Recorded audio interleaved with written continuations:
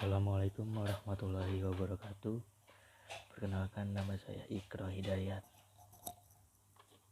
Nama saya Syahila Nurul Khairunisa. Nama saya Rizkulo Yumna dari kelompok 11. Kami dari kelompok 1 akan mempresentasikan tentang pendidik, kualifikasi, dan kompetensi pendidik.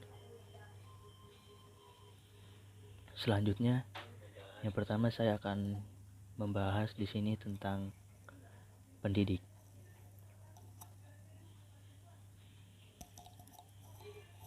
Definisi pendidik. Guru dalam Kamus Besar Bahasa Indonesia berarti orang yang pekerjaannya atau mata pencahariannya, profesinya mengajar. Pusat Bahasa Departemen Pendidikan Nasional. Pengertian ini memberi kesan bahwa guru adalah orang yang melakukan kegiatan dalam bidang mengajar. Istilah guru sinonim dengan kata pengajar dan sering dibedakan dengan istilah pendidik. Perbedaan ini dalam pandangan Musaid dalam Rus dipengaruhi oleh kebiasaan berpikir orang Barat, khususnya orang Belanda, yang membedakan kata onderwijs atau pengajaran dengan kata opvoeding atau pendidikan. Pandangan ini diikuti oleh tokoh-tokoh pendidikan di dunia timur, termasuk tokoh-tokoh pendidikan di kalangan muslim. Rata mengemukakan istilah-istilah yang berkaitan dengan penamaan atas aktivitas mendidik dan mengajar. Ia lalu menyimpulkan bahwa keseluruhan istilah-istilah tersebut terhimpun dalam kata pendidik.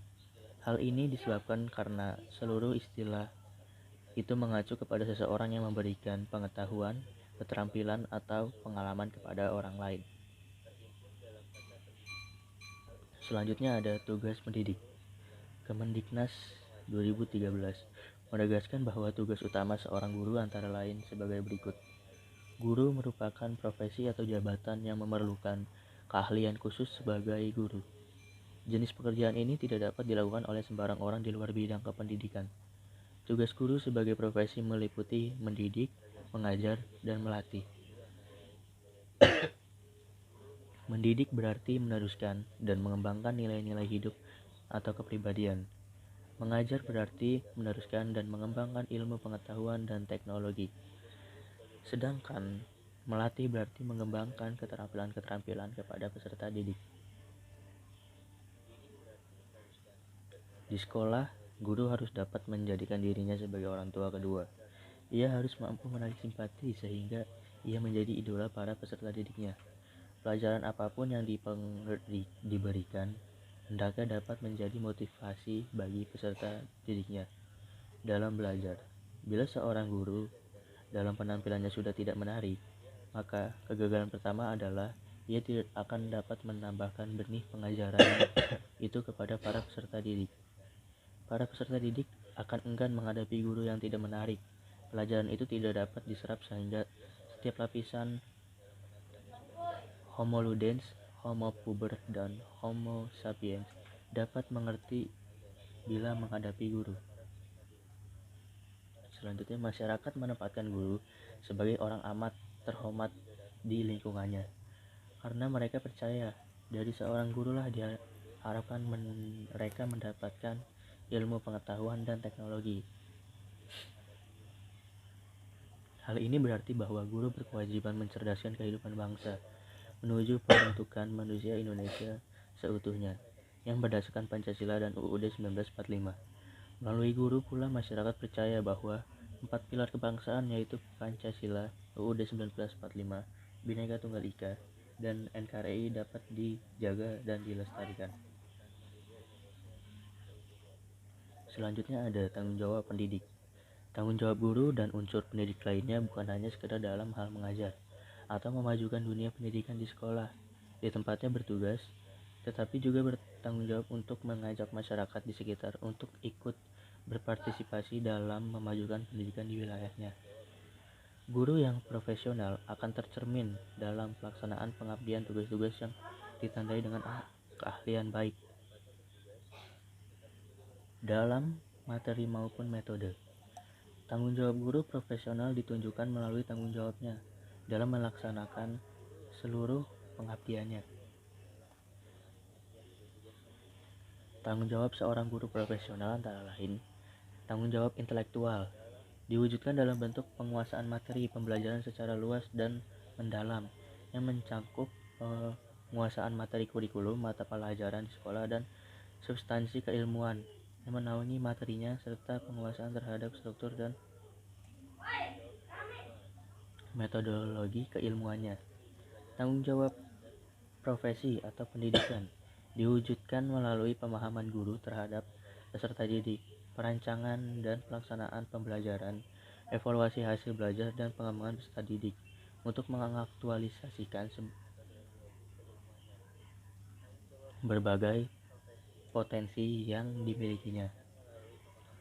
Tanggung jawab spiritual dan moral diwujudkan melalui penampilan guru sebagai insan beragama yang berperilaku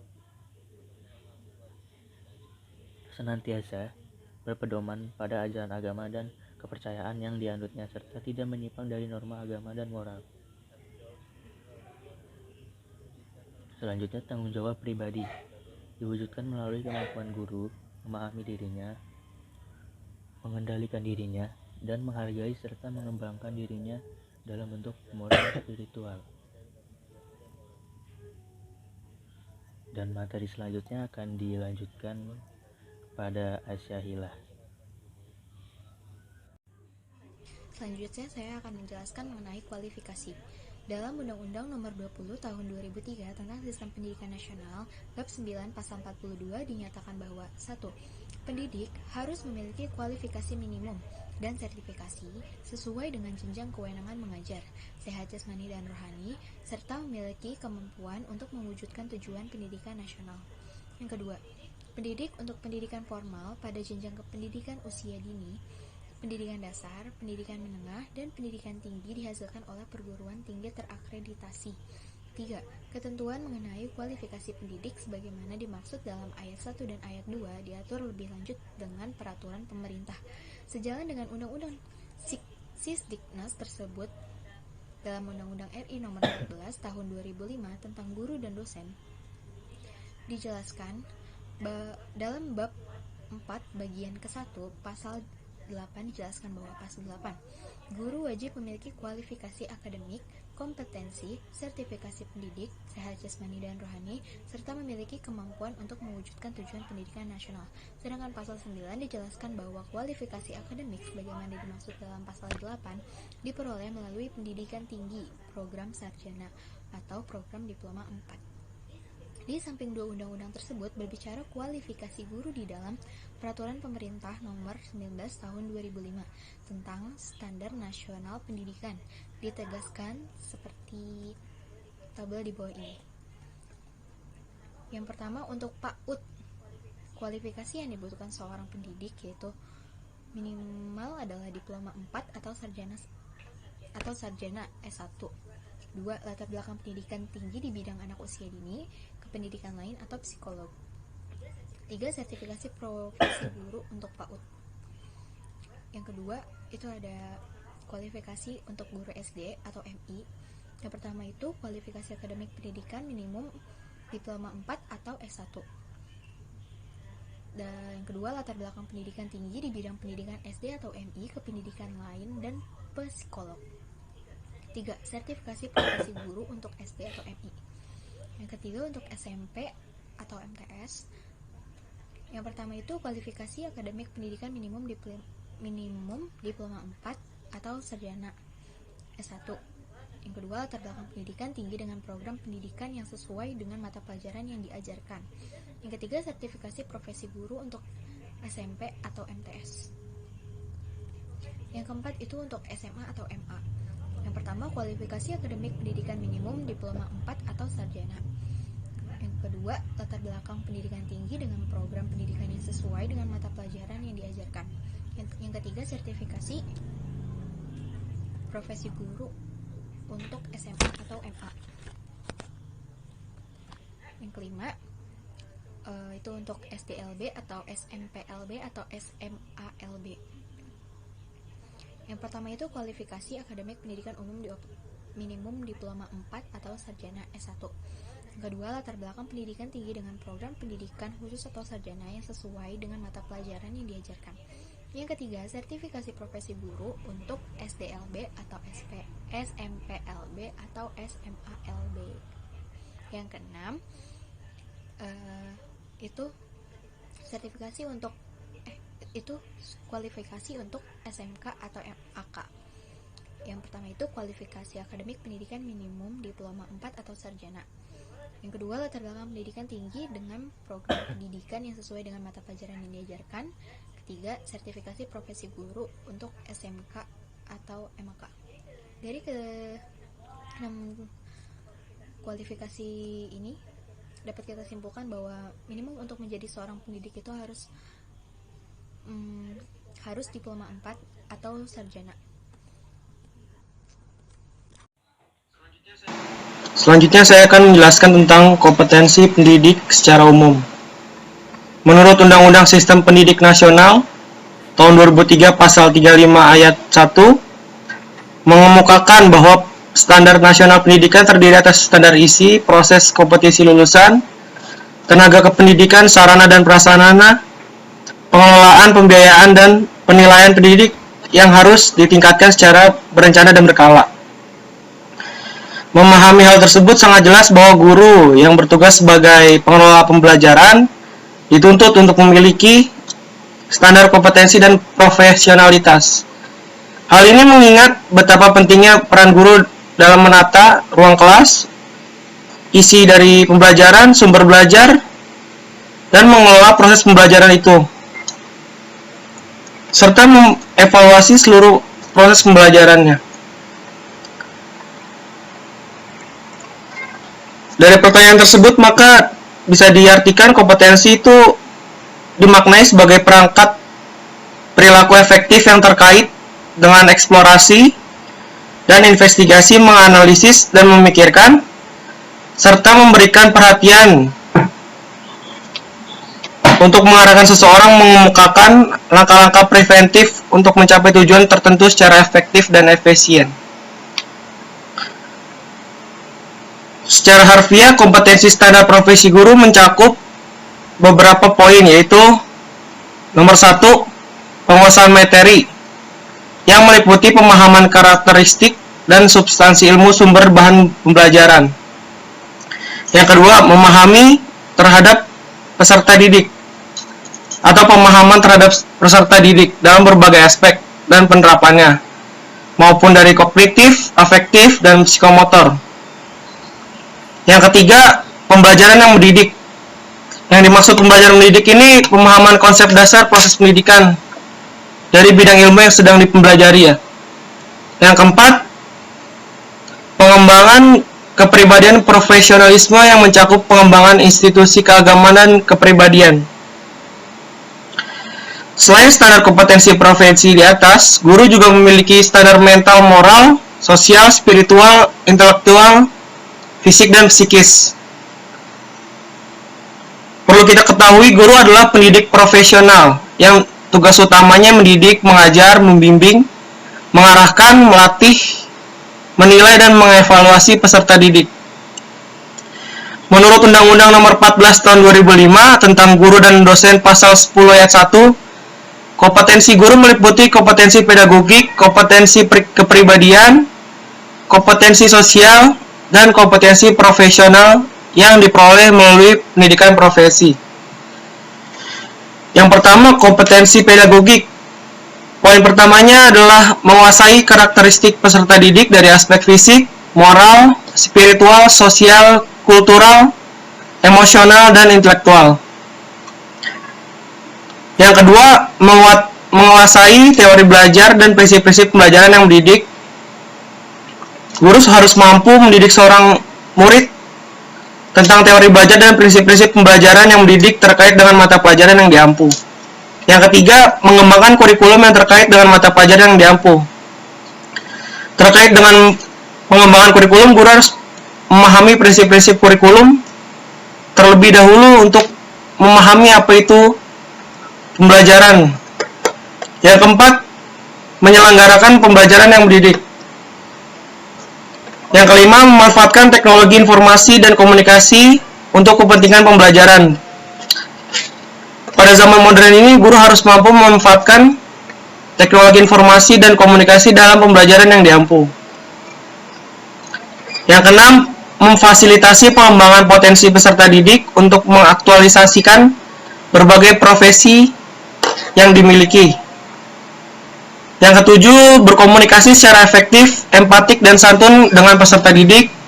Yang kedelapan, menyelenggarakan penilaian dan evaluasi proses pembelajaran dari hasil belajar.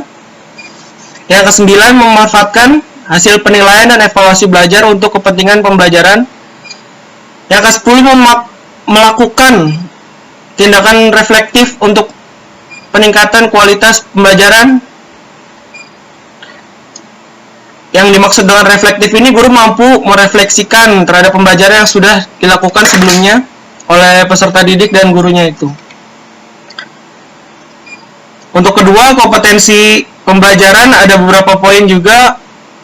Yang pertama, bertindak dengan sesuai norma agama, hukum, sosial, dan kebudayaan nasional Indonesia. Yang kedua, menampilkan diri sebagai pribadi yang jujur, berakhlak mulia, dan teladan bagi peserta didik dan masyarakat. Yang ketiga, menampilkan diri sebagai pribadi yang mantap, stabil, dewasa, arif, dan berwibawa. Yang keempat, menunjukkan etos kerja, tanggung jawab yang tinggi, rasa bangga menjadi guru, dan percaya diri. Yang kelima, menjunjung tinggi kode etik profesi guru. Seorang guru harus memahami dengan penerapan kode etik profesi guru serta berperilaku dengan kode etik guru itu. Yang ketiga, profesi dari kompetensi guru adalah kompetensi sosial. Yang pertama, poinnya bersikap inklusif, bertindak objektif, serta tidak diskriminatif karena pertimbangan jenis kelamin, agama, ras, dan kondisi fisik, serta latar belakang keluarga dan status sosial. Yang kedua, berkomunikasi secara efektif, empatik, dan santun.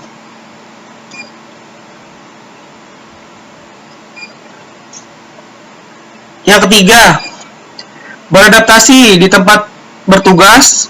Yang dimaksud ini, bila kita ditempatkan di tempat-tempat yang ditugaskan oleh pemerintahan, kita harus dapat beradaptasi tentang keragaman sosial dan budayanya.